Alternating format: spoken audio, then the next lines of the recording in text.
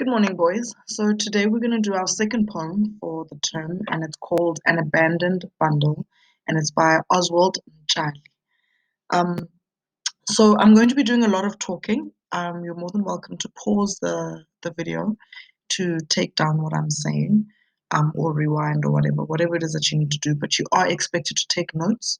I have attached the poem for you, along with the questions that I expect you to do at the end of the poem. But for now, we're just going to learn a little bit about the poet, and we are going to read the poem. We're going to analyze the poem, and then I'm going to give you work to do. Okay. All right. So the first thing that we need to consider is who our poet is. Okay. Mjali was born in a rural village near Vryheid in KZN. He was also educated there. He tried to enroll in the University of Witwatersrand, so Wits, but was unable to because apartheid legislation would not allow him to. Okay? He took jobs in Johannesburg and studied English and Zulu through UNISA. He soon began publishing his own work, and then he became very, very popular. He lives in the States now, and most of his poetry is set in Soweto and tells of the Black person's experience of life in apartheid township. Okay, so that's just a little bit about Oswald Mjali.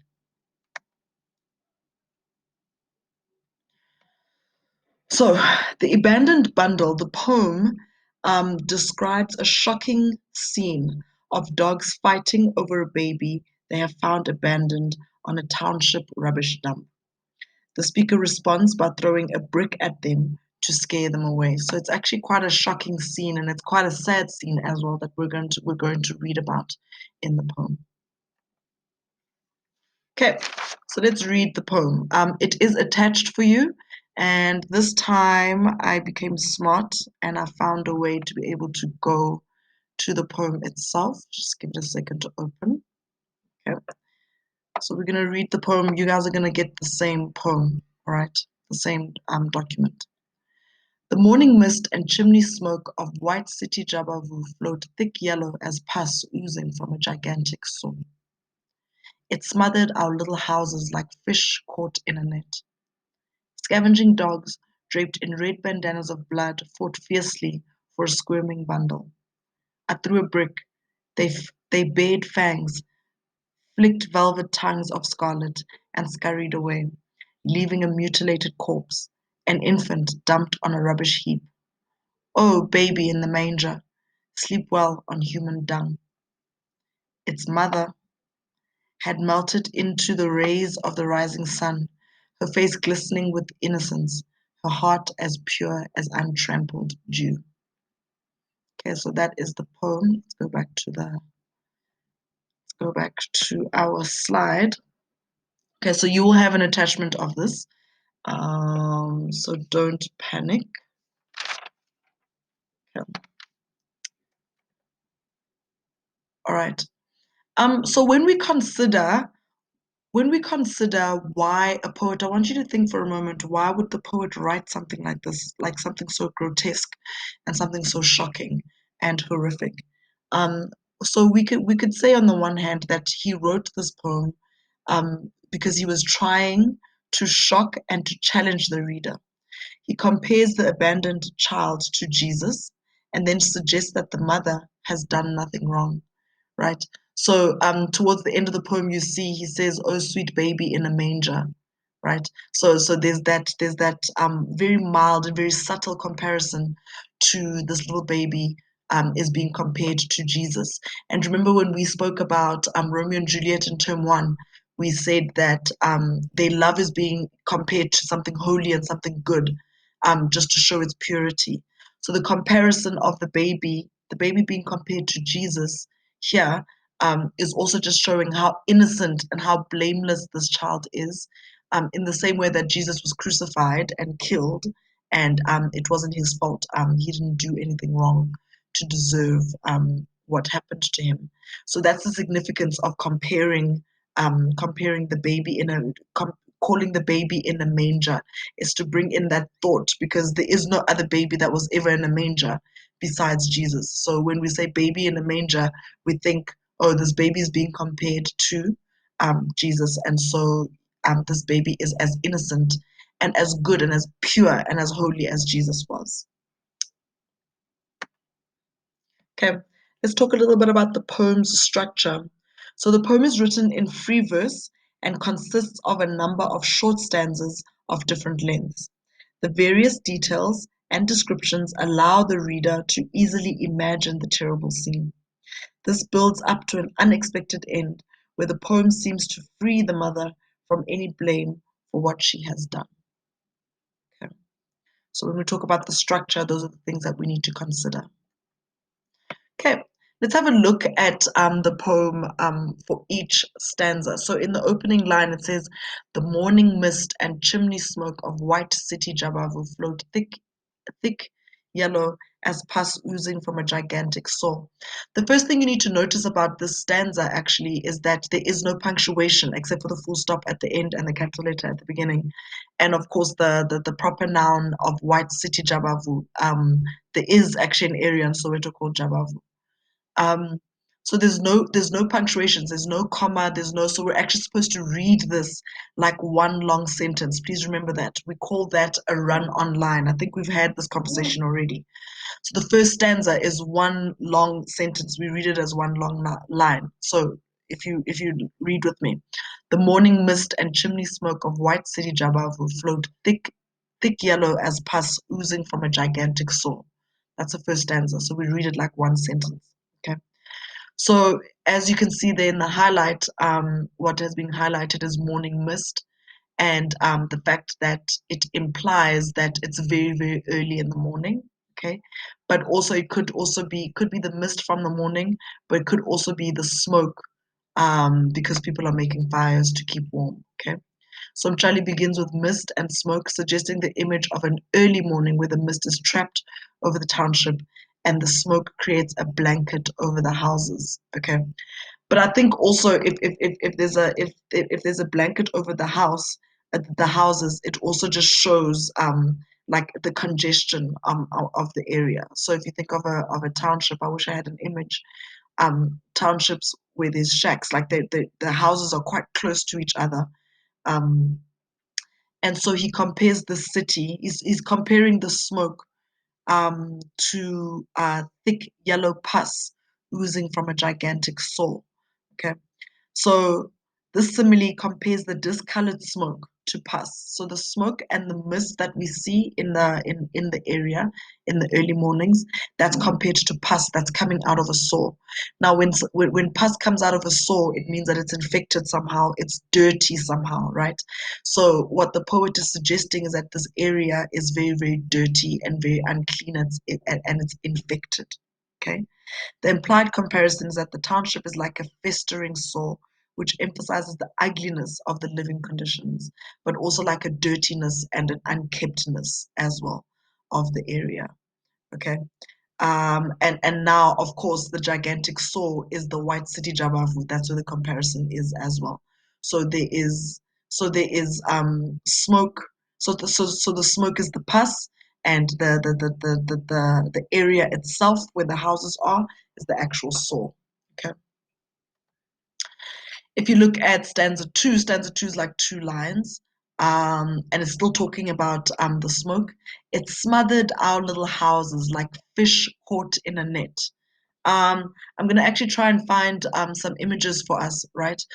Just so we have a better understanding. When you catch fish in the sea and you catch them all in a net and they're all squashed in this net and they're all trying to get out. So the poet is trying to compare that sight to how congested these houses are in this area. Okay, so the smothered is symbolic of the apartheid government's abandonment of black people. Okay, this stanza emphasizes the oppressiveness of the smoke and of the environment in the township in general. So if you think about it, if the fish are caught in the net like that and they can't get out, they're all trapped. Most of them, I don't know if you've seen Finding Nemo, where they all had to start swimming down so they could break the net, because everyone is trapped in this net. So if the smoke smothered the little houses, the way that fish are stuck in a net. So it's to emphasize how close these houses are to each other, that like you actually feel suffocated because you don't have much space to move around and so on.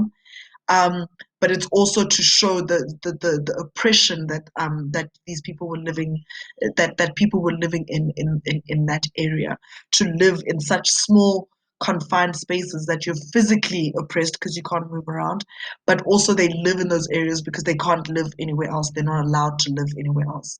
So there's that oppression as well. By comparing the smoke to a net and the houses to fish, the poet creates a clear image of how people are trapped here.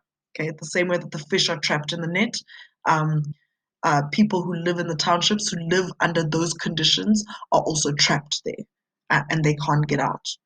But not like a physical trappedness, boys. Like maybe they're trapped there because that's the only place they can afford to live in. They can't afford to live anywhere better. So they have to live there. They don't have a choice. Okay. If you look at stanza three becomes a little bit longer, and in this stanza it is brought to our attention the baby and the dogs and that. So in the first two stanzas, we were looking at the environment that this is taking place in, right? And how so you there's a very big part of me that doesn't expect anything good to take place in White City, Jabavu, if that place is described like that, where people feel trapped and where people can't get out, where people feel oppressed. So obviously nothing good seems like could possibly happen in this place. So stanza three, it talks about dogs, and these dogs are described as scavenging. Okay, the dogs aren't hunting but looking for food, which they find in the bundle. So remember what a scavenger animal does. So your vultures and your hyenas, they actually they actually don't hunt. So they don't go looking for an animal. They don't go looking for an animal and kill it. They wait for that animal to die, and sometimes they'll pick off the leftovers that lions are eating, and they'll eat what's left, right? So so you can see that these what the suggestion then is, if a dog, a domesticated animal, is out scavenging, is out looking for food, maybe even these dogs are even starving as well. Okay. So here they're described as scavenging dogs. It's to make them seem like they are also going hungry. These dogs are also hungry because they're out looking for food. A domestic animal wouldn't have to go looking for food if it was eating at home. Um, but also the scavenger to call it a scavenging dog is also to make it seem very, very aggressive, because there's something very aggressive and something very cruel about an animal that will lie around and wait for you to die before it actually eats you. Okay. And then it says, these dogs are draped in red bandanas of blood. This comparison brings attention to the fact that whatever they are eating is alive. Okay.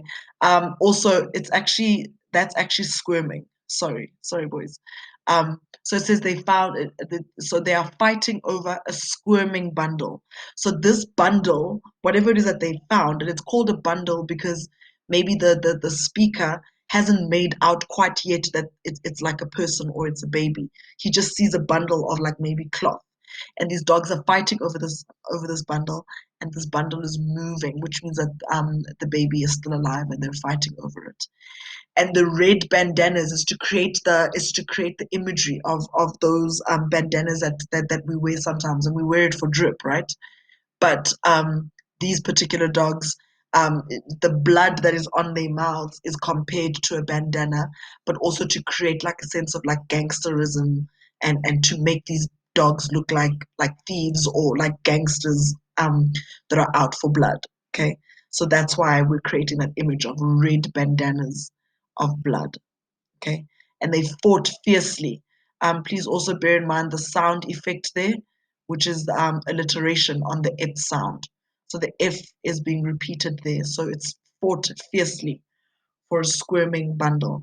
They fight because it is survival of the fittest. You see, again, in the same way that the poet calls the dogs scavengers, and he calls them the fact that they're fighting fiercely also means that like if they don't fight, if they don't get a piece of this child, they don't eat, right? So that's why they're fighting over it. It's not like just for fun or anything like that. Okay, so there's a sense of a survival of the fittest, and and the baby is obviously the weakest between him and between the dogs and the baby. The baby's the weakest. Okay, so if we move on to stanza 4.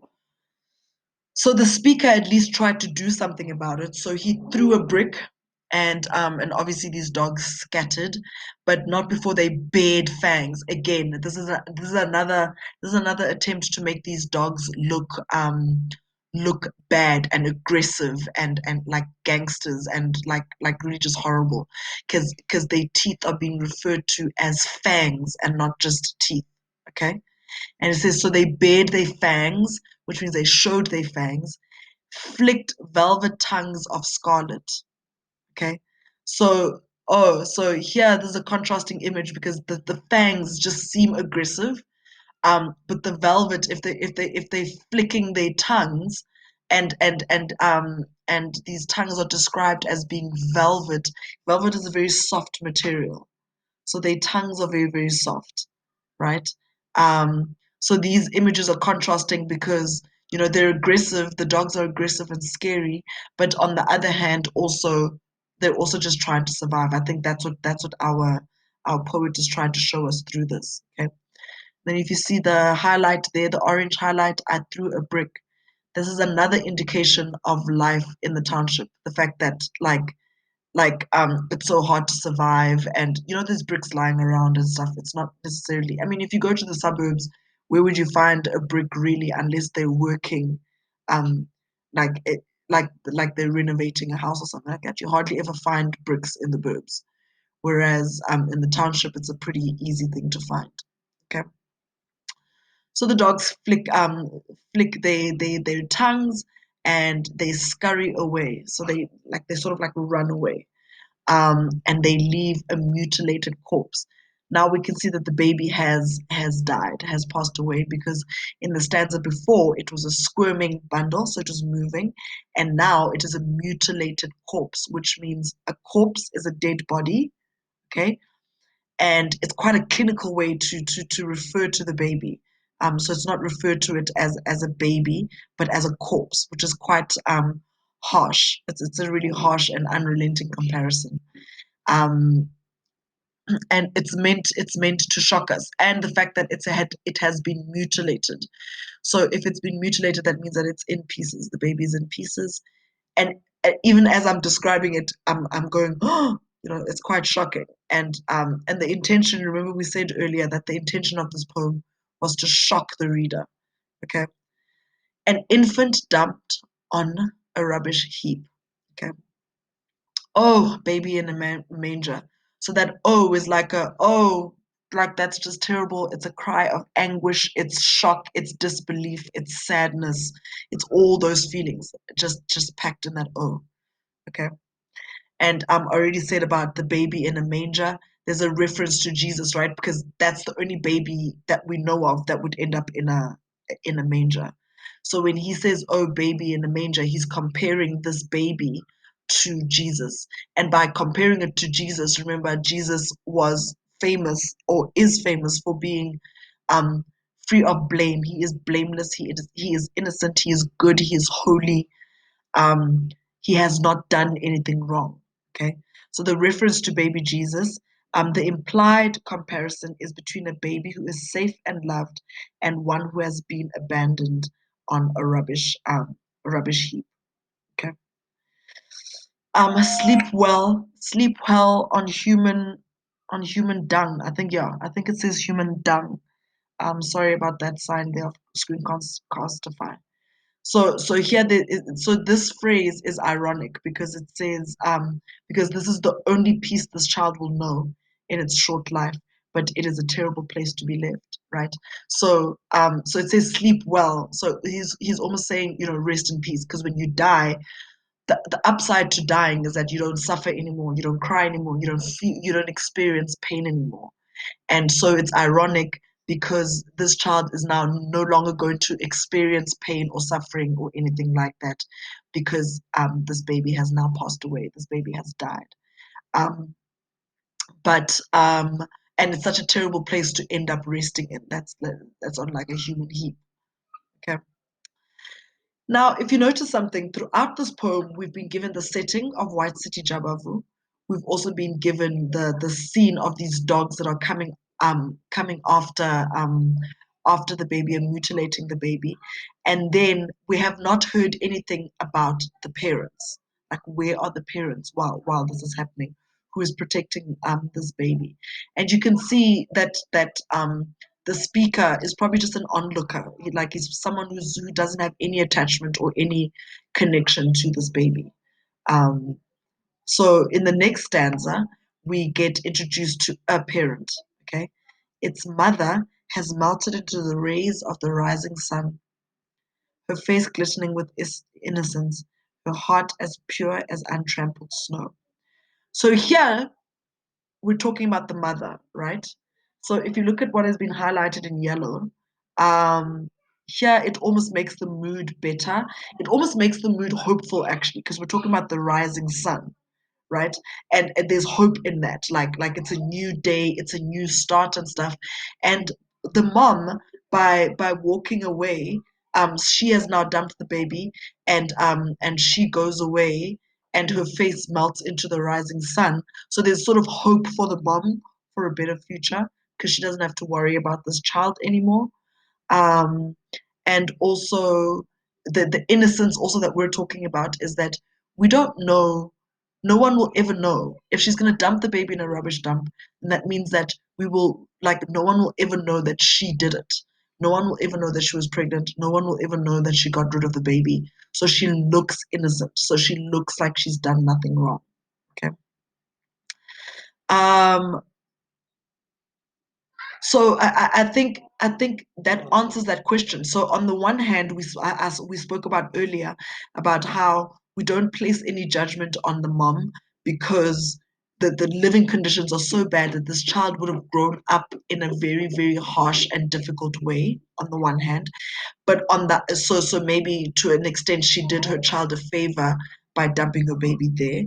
But on the other hand, describing the mom like this, also for me just tells me that this mom did this and she didn't necessarily go and tell people, hey, I dumped a baby in a rubbish dump. She carries on with her life and she looks innocent and she looks pure and she looks like she's done nothing wrong. um, and also, if you think about what kind of girl or what kind of person would do this kind of thing, then we're talking about someone who maybe had no other options, right?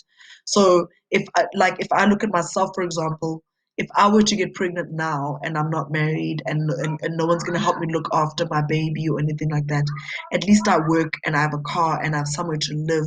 So it would be hard, but I would still be able to look after my child. Whereas, and maybe a teenager who is living with her family, she would be able to still have the baby because her family would be of support. So this gives us a bit of information of what kind of life the mother is living if her only option is to dump the baby, where she thinks that that is like a good option. That's a first option to do, is just dump a baby in a rubbish dump. Nogals. And also notice, and this is quite fitting considering that yesterday was Father's Day, there is no mention of a father. There is no mention of a father. Again, that is telling of the situation that young girls often find themselves in the townships, where maybe they get pregnant and the father of the baby is not willing to support her, is not willing to help her in any way. We're assuming, of course. Um, it could be that she got pregnant and she just hid the pregnancy. Either way. So, so in the last stanza, instead of judgment or condemnation, there is an element of us that does, like we do judge her to a certain extent and we do condemn her to a certain extent. But by ending off the poem like that, um, the poet is actually asking us to be understanding of maybe because the poet described quite horrific, quite a horrific living situation um, for the people of the White City Jabavu. So, so we're kind of called to be compassionate and to be understanding to this child, to this girl, and her situation. So the misery of the townships have led to the degradation of people and the distortion of normal values. so that the death of a baby thrown away with refuse is not unusual or important. So this may be something that happens on a regular basis. That living situations are so bad. I can't help but think of the Door of Hope, which is an orphanage in Joburg, and there, instead of dumping your child like in a rubbish dump like that, when you feel hopeless, you can actually leave your child at the Door of Hope. There's a little basket at the Door of Hope, and you can leave your child there, and there at least the child can get taken in and looked after, um, and they don't have to die the horrific death that this baby died. So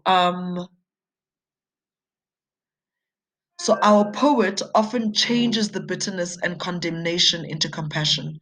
He uses vivid imagery to make us aware of the conditions people have had to endure in the township.